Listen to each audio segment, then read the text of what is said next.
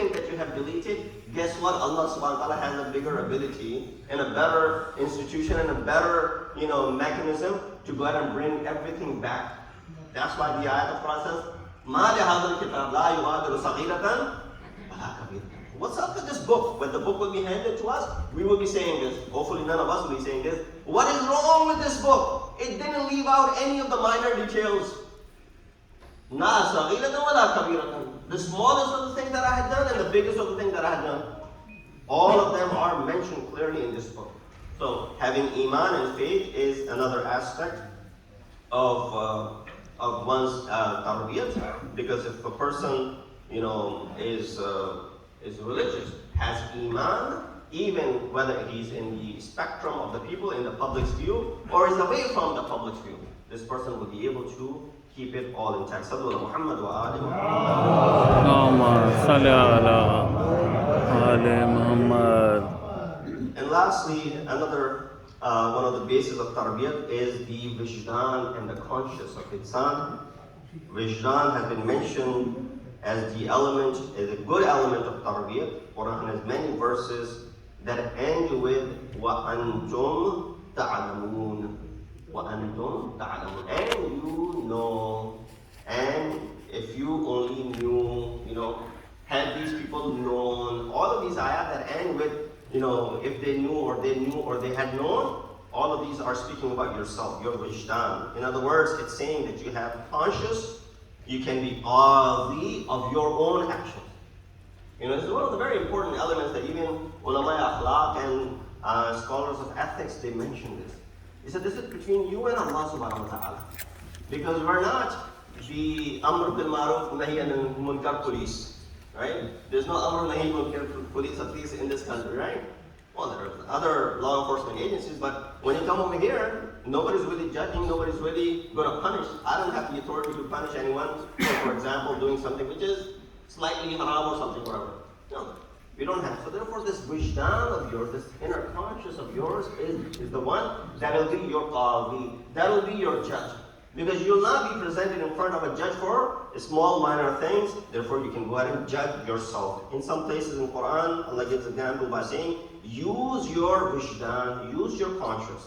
If you give an old dirty garment to a faqir, Quran says, if you are faqir, would you have accepted it? It says, Lastum bi'akhidhi, ayat of Quran says, Lastum bi'akhidhi, you would have never accepted it. If someone had given you this dirty clothes, you wouldn't accept it. And of course, except when you were in need and there was nothing else available to you, then you'll go ahead and take it. It says, إِلَّا أَن تُغْمِضُوا فِيهِ.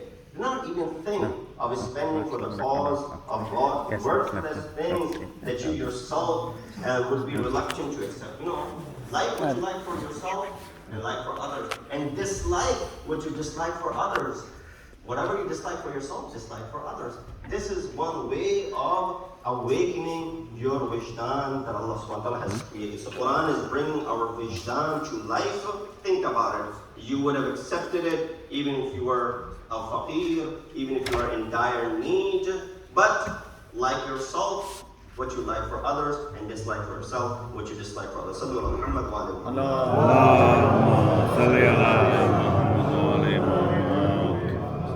So these are 7 steps that I mentioned here as far as the concept of tarbiat is concerned. It is high time and important for us to realize this. Sometimes we turn a blind eye in front of a lot of the mishaps and the problems that we're facing in the society. Sometimes we think that this is just the time that we're going through, inshallah, this bad time will pass as well. Or when it comes to our own kids, when it comes to our own children, I'm not speaking about doing the tarbiyat of the entire community. Let's begin it from our own houses. That's where really the tarbiyat and the upbringing starts. And we always mention the fadail of Ahl-e-Bait for what matter. We mention it so that you can learn from it how they did the tarbiyat of those children in their houses who are not, by the way, ma'soom, right?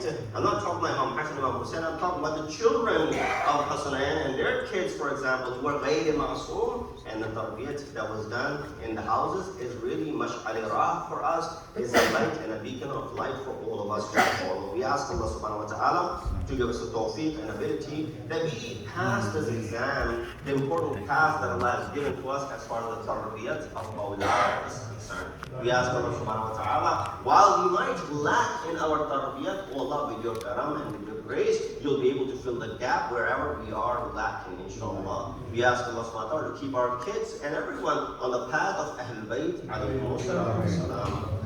إن أصل الحديث وأبلغ الموعظة كتاب الله